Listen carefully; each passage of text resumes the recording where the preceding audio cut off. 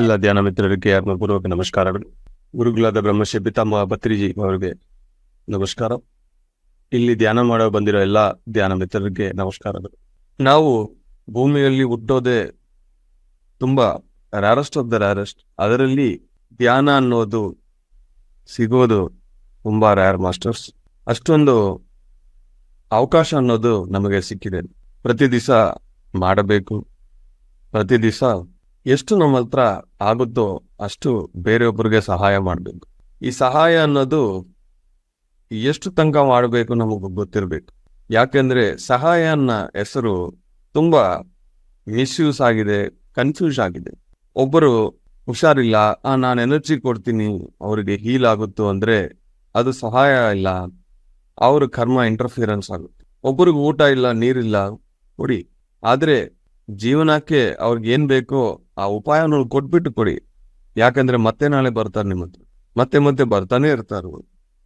Education ನಾವು ಯಾರಕ್ಕೆ ಕೊಟ್ಟಿದ್ರು ಅವ್ರು ಇಂಡಿಪೆಂಡೆಂಟ್ ಆಗ್ತಾರೆ. ಅದರಲ್ಲಿ ಸ್ಪಿರಿಚುವಲ್ ಎಜುಕೇಶನ್ ನಾವು ಯಾರಕ್ಕೆ ಕೊಡ್ತೀವೋ ಕರ್ಮ ಸಿದ್ಧಾಂತದಿಂದ ಅವ್ರ ಹೊರಗೆ ಬಂತು ಎನ್ಲೈಟನ್ಮೆಂಟ್ ಅನ್ನೋದು ಅವ್ರಿಗೆ ಸಿಗುತ್ತೆ. ಈ ಒಂದು ಸ್ಪಿರಿಚುವಲ್ ಎಜುಕೇಶನ್ ಇಲ್ಲ ಅಂದ್ರೆ ಮತ್ತೆ ಮತ್ತೆ ಮತ್ತೆ ಮತ್ತೆ ಮತ್ತೆ ಮತ್ತೆ ಜನ್ಮ ತಗೊಳ್ತಾನೆ ಇರ್ತಾರೆ.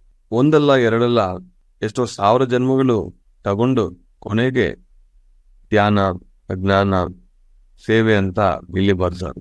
ಸೇವೆ ಮಾಡಬೇಕು, ಸಹಾಯ ಮಾಡಬೇಕು, ಆದ್ರೆ ನಾವು ಏನೇ ಮಾಡಿದ್ರು ಅವರು ಕರ್ಮ ಒಳಗೆ ನಾವು ಹೋಗ್ಬಾರ್ದು. ಎಷ್ಟೋ ಹೀಲರ್ಸ್ ನನ್ನ ಹತ್ರ ಬರ್ತಾರೆ, ನಾನು ಒಂದೇ ಕೇಳ್ತೀನಿ, ಮತ್ತೆ ಜನ್ಮ ತಗೊಳಕ್ಕೆ ರೆಡಿ ಆಗಿದ್ದೀರಿ ನೀವು?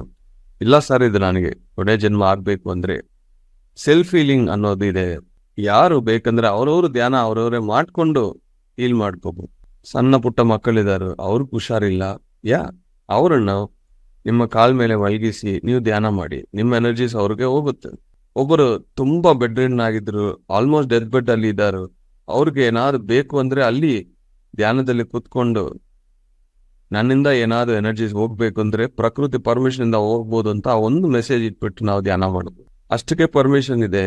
ಎಲ್ಲಾರ್ಗೆ ಎಲ್ಲಾ ಟೈಮ್ ನಾವು ಕೊಡ್ತಾ ಇದ್ರೆ ಎನರ್ಜೀಸು ಅವ್ರ ಹೋಮ್ ವರ್ಕ್ ನಾವು ಮಾಡೋ ತರ ಆಗುತ್ತದೆ, ಅದು ಕರ್ಮ ಆಗುತ್ತದೆ. ಚೆನ್ನಾಗಿ ನೆನಪಿಟ್ಕೊಳ್ಳಿ, ಕರ್ಮದಿಂದ ನಾವು ಹೊರಗೆ ಬರಬೇಕು. ಈ ಆರ್ಗ್ಯುಮೆಂಟ್ಸ್ ನಾವು ಮಾಡ್ತಾ ಕುತ್ಕೋಬಹುದು, ಇಲ್ಲ ಇದು ಮಾಡಬೇಕು ಅದು ಮಾಡಬೇಕು ಅಂತ. ಕೊನೆಗೆ ಏನಾಗುತ್ತದೆ, ಮತ್ತೆ ಜನ್ಮ ತಗೊಳ್ತೀವಿ ನಾವು. ಪುನರಪಿ ಮನನಂ ಪುನರಪಿ ಜನನು. ಇದು ನಮಗೆ ಬೇಡ. ಯಾರೊಬ್ಬರು ಧ್ಯಾನ ಮಾಡ್ತಾರೋ, ಧ್ಯಾನವನ್ನು ಹೇಳ್ಕೊಡ್ತಾರೋ, ಬೇರೆ ಒಬ್ಬರಿಗೆ ಈ ಧ್ಯಾನ ಸಂಬಂಧಪಟ್ಟು ಅಂದ್ರೆ ಸ್ಪಿರಿಚುವಲ್ ವರ್ಕ್ಸ್ ಅಲ್ಲಿ ಇನ್ವಾಲ್ವ್ ಆಗ್ತಾರೋ, ವಾಲಂಟಿಯರಿಂಗ್ ಮಾಡ್ತಾರೋ, ಇವರಿಗೆ ಧ್ಯಾನ ಅನ್ನೋದು ಸಿಗುತ್ತೆ, ಕೊನೆ ಜನ್ಮನೂ ಆಗುತ್ತೆ. ಚೆನ್ನಾಗಿ ನೆನಪಿಟ್ಕೊಳ್ಳಿ. ಮತ್ತೆ ಮತ್ತೆ ನಮಗೆ ಆಪರ್ಚುನಿಟೀಸ್ ಬರಲ್ಲ. ನಿಮಗೆ ಯಾರಾದ್ರು ಬಂದು ನಾನು ಹೀಲಿಂಗ್ ಮಾಡ್ತೀನಿ ಅದು ಇದು ಅಂದ್ರೆ ನಮಸ್ಕಾರ ಮಾಡಿ, ಅಲೋ ಮಾಡಬೇಡಿ. ಯಾಕೆಂದ್ರೆ ಅದು ಅವ್ರಿಗೂ ಕರ್ಮ ಆಗುತ್ತೆ, ನಿಮ್ಮ ಒಬ್ಬರಿಗೂ ಡಿಲೇ ಆಗುತ್ತದೆ. ಯಾರೋ ಒಬ್ಬರಿಗೆ ಬೇರೆ ಒಬ್ಬರಿಗೆ ಹೀಲ್ ಮಾಡೋ ಅವಶ್ಯಕತೆನೇ ಇಲ್ಲ. ಇಬ್ಬರು ಧ್ಯಾನ ಮಾಡಿ ಕುತ್ಕೊಂಡು ಪ್ರಕೃತಿಯಿಂದ ನ್ಯಾಚುರಲ್ ಆಗಿ ಏನ್ ಎನರ್ಜೀಸ್ ಹೋಗ್ಬೇಕು ಅದು ಹೋಗ್ಬೋದು. ಮನಸ್ಸಿಂದ ಮಾಡಬೇಡಿ. ಹಂಗೆ ಮಾಡಿ ಎಷ್ಟೋ ಜನ ಮತ್ತೆ ಜನ್ಮ ತಗೊಂಡಿದ್ರು.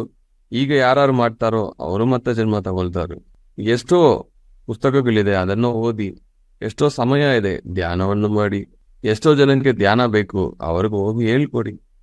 ಇದು ನಾವು ಮಾಡಬೇಕು. ಪ್ರತಿ ದಿವಸ ನಾವು ಧ್ಯಾನ ಮಾಡ್ತಾನೆ ಇರಬೇಕು.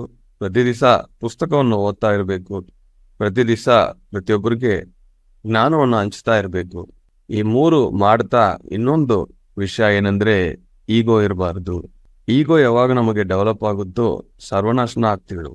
ಈಗೋ ಒಂದು ಸಾಕು, ನಾವು ಇಷ್ಟು ವರ್ಷ ಏನೇನು ಸಂಪಾದನೆ ಮಾಡ್ತೀವಿ ಎಲ್ಲ ಹೋಗ್ಬಿಡುತ್ತೆ. ಸ್ಪಿರಿಚುವಲ್ ಆಗಲಿ ಏನೇ ಆಗಲಿ.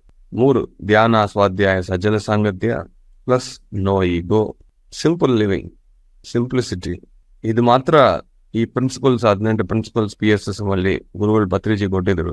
ಅದನ್ನು ಫಾಲೋ ಮಾಡ್ತಾ ಇದ್ರೆ ಸಾಕು, ನಾವು ಮುಂದಕ್ಕೆ ಹೋಗ್ತಾ ಇರ್ತೀವಿ. ಇಲ್ಲ ಅಂದ್ರೆ ಹಿಂದಕ್ಕೆ ಹೋಗ್ಬೇಕು. Thank you very much my dear masters.